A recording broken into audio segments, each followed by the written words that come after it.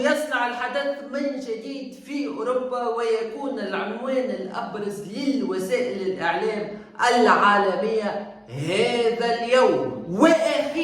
وأخيرا رونالدو من جديد في أوروبا بعدما قرر هذا الموسم إكمال باقي مشواره الكروي في الدوري السعودي. ويا له من موعد منتظر المنتخب البرتغالي أمام البوسنة والهرس في ملعب نادي بنفيكا الجميل جدا الذي أعتبره من أفضل الملاعب في العالم. الهداف التاريخي لجميع المنتخبات عبر التاريخ كريستيانو رونالدو سجل هدف البارحة، لكن للأسف ألغي بداعي التسلل. يا عكسي، رونالدو للأسف البارحة كان حاسما لأنه كان وراء هدفين من أروع ما يكون للمنتخب البرتغالي. الذهب عمره ما يصدق. رونالدو بإمكانه أن يكون متواجدا في كأس العالم سنة 2026 وكذلك حمل اللقب التاريخي الذي انتظروه منذ زمان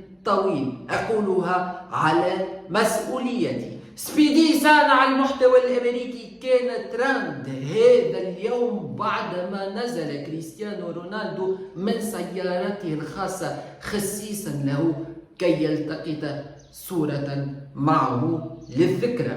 يوما ما صورة مع كريستيانو رونالدو لا ندري اللي عند ربي مش بعيد. في الأخير شباب لا تنسوا مشاركة هذا المقطع الفيديو مع أصدقائكم وتفعيل جرس الاشتراك بالقناة، وشكرا.